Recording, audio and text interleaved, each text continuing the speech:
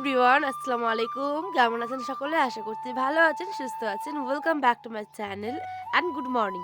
তো আমি এখন ভয়েসটা দিচ্ছি মর্নিংয়ে, আর ওয়েদারটা এখন খুব সুন্দর, সেই কারণে গুড মর্নিং বললাম। কিন্তু আপনারা ব্লগটা পাবেন ইভিনিংয়ে, মানে সন্ধ্যাবেলা। তো চলুন সকালবেলা থেকেই ব্লগটা শুরু করছি। আশা করছি ভালো লাগবে, আর ভালো লাগলে নতুন বন্ধু হওয়ার জন্য আপনার কাছে বিনীত অনুরোধ। চলুন, কি আর সকালবেলা উঠেই যেটা আমাদের ঘরোয়া কাজকর্মের মধ্যেই পড়ে, সেই সমস্ত কিছু নিয়েই বসে পড়েছি। মানে লেগে পড়েছি আরকি। দেখুন, উঠানটা তো ঝাড় দিচ্ছিলাম। ঝাড় দেওয়ার পরে কালো লালুদের জায়গাগুলোও ঝাড় দেবো। তার আগে হাঁপিয়ে যাচ্ছিলাম জানেন? কারণ এত বড় উঠান ঝাড় দিতে কোমরটা প্রায় লেগেই যায়। তারপরেই চলে গেছিলাম আমাদের এখানে একটা দিদিভাইয়ের বাড়ি। মানে ওনার বাড়ি থেকে আমরা দুধ জোগান নিই, গরুর দুধ আরকি। তো সেই কারণেই ভাবলাম চলুন আপনাদের সাথেও শেয়ার করি। অনেকে তো গ্রামের এই সমস্ত কিছু দেখতে পছন্দ করেন, তাই না? আর যারা পছন্দ করেন তাদের জন্য বিশেষ করে এই ভিডিওটা করা। দেখুন কি সুন্দর, এটা একটা অন্য রকমের আনন্দ। সত্যি খাঁটি দুধ খাওয়া কিন্তু বড় কথা।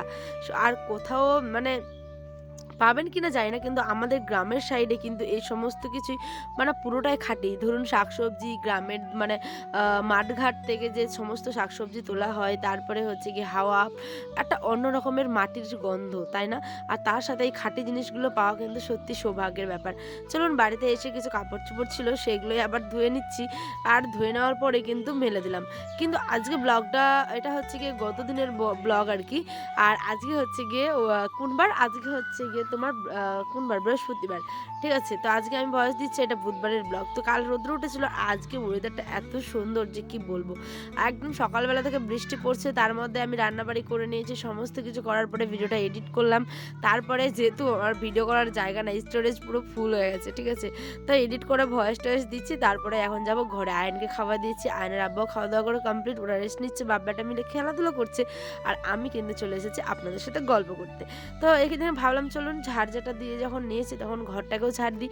সারাদিনে এই কাজটা যে কতবার করতে হয় সেটা আপনি মানে বিশ্বাসই করতে পারবেন না। সকালে দাও, দুপুরে দাও, বিকেলে দাও, রাত্রে দাও, মানে ঝাড় দিতেই হয় বেশিরভাগ। তো বাদ দিন।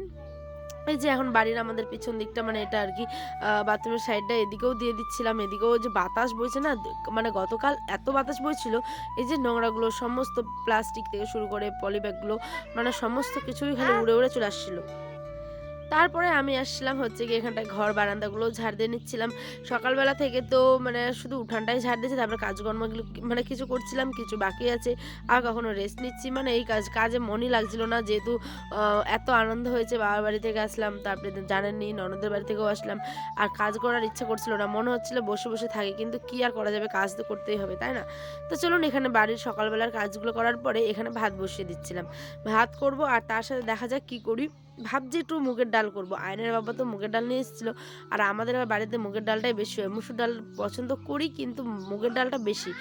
আর কেন জানেন? কারণ হচ্ছে গিয়ে মুগের ডালটা সেদ্ধও হয় খুব তাড়াতাড়ি। একদম ৫ থেকে ১০ মিনিটের মধ্যে কিন্তু সেদ্ধ হয়ে যায়। তো চলুন, এখানে মুগের ডালটাকে তেলের মধ্যে নুন, হলুদ দিয়ে একটু ভেজে নিলাম। তার মধ্যে দিয়ে দিলাম জল। ওটা সেদ্ধ হোক, আর এইদিকে কিন্তু করলা আলুর একটা ভাজি করব। তো এখানে যে করলাগুলোকে গোল করে কেটে নিয়েছি, যেহেতু ভাজি করব, আর তার সাথে করব পাঁপড় ভাজা। বেশ কয়েকদিন ধরেই পাঁপড় ভাজা খাওয়ার ইচ্ছে করছিল, আর আয়নের আব্বাকে বলাই ওই নিয়ে এসেছিল একটা টনাটনি দুটো, মানে আমাদের ভাগনা-ভাগ্নি হবে, ওরা আবার ওর নানুর সাথে নিয়ে যাচ্ছিল হচ্ছে গিয়ে বস্তা। তো যাই হোক, ওটাও দেখালাম আপনাদেরকে। আর এই যে একটা বিখ্যাত জিনিস, এটা আপনারা কে দেখেছেন অবশ্যই কমেন্টে জানাবেন তো। এখানে আমাদের পাশের বাড়ির একজন দিদিভাই মানে এরকম ভাজছিল, তো আমি গন্ধ পেয়ে গেছিলাম। ঠিক আছে? এই যে দেখছেন কি সুন্দর কালো একদম দেখতে। তো এটাকে আপনাদের কোথায় কি বলে আমি জানি না, কিন্তু আমাদের এখানে এটাকে তিসি বলে। তিসি কিন্তু বহু বছর পর দেখলাম। আমি তো এর আগে অনেক মানে চেষ্টা করেছি খোঁজার, কিন্তু পাইনি। মা দাদিদের মুখে গল্প শুনেছি, কিন্তু মা দাদিদের মুখে গল্প শোনার জিনিসটা আজ বাস্তবে দেখতে পেলাম। মানে সত্যি এটা আমার অনেক বড় একটা পাওয়া। তিসি খেতে যেরকম টেস্ট হয়, আর অনেক কিন্তু উপকারও। ঠিক আছে? তো সেই কারণে তিসিটা ভেজে নিল, বেছে পাথরগুলো, তারপরে ভেজে গুঁড়ো করে ভাত দিয়ে খাবেন বা পান্তা দিয়ে খাবেন, মানে যে কিছু দিয়ে খান, এক কথায় অসাধারণ। আর এই যে এখানে আমি কোন এটা শাক রান্না করলাম বলুন তো? যদি দেখে থাকেন মনোযোগ দিয়ে, তাহলে অবশ্যই কমেন্টে জানাবেন। আমাদের এখানে ওটাকে তিতারি ভাজা বলে। তো যাই হোক, এই যে মানে কি বলে, চাকা টাইপের গাছটা, তো ওটাকে ভালো করে বেছে নেওয়ার পরে এখানে আরেকটা তরকারি রান্না করছিলাম, সেটা হচ্ছে সয়াবিন আলুর তরকারি, আর সাথে করব ডিম। তো ডাল, সয়াবিন, আলু দিয়ে একটা তরকারি, পাঁপড় ভাজা, করলা ভাজা সমস্ত কিছু দেওয়ার পরে আর মনে পড়লো যে তিতাইটা যে ছোটালাম তো সেটাকেও একটু করে নিই। একটুখানি হয়েছিল মানে একটু একদম।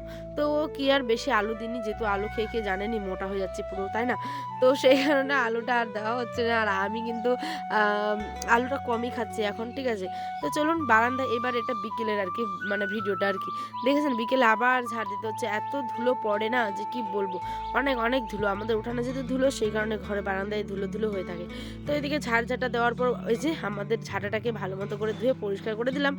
তো আজ এই পর্যন্তই ছোট্ট ব্লগটা আশা করি ভালো লাগবে। আল্লাহ হাফেজ, সকলে সুস্থ থাকবেন।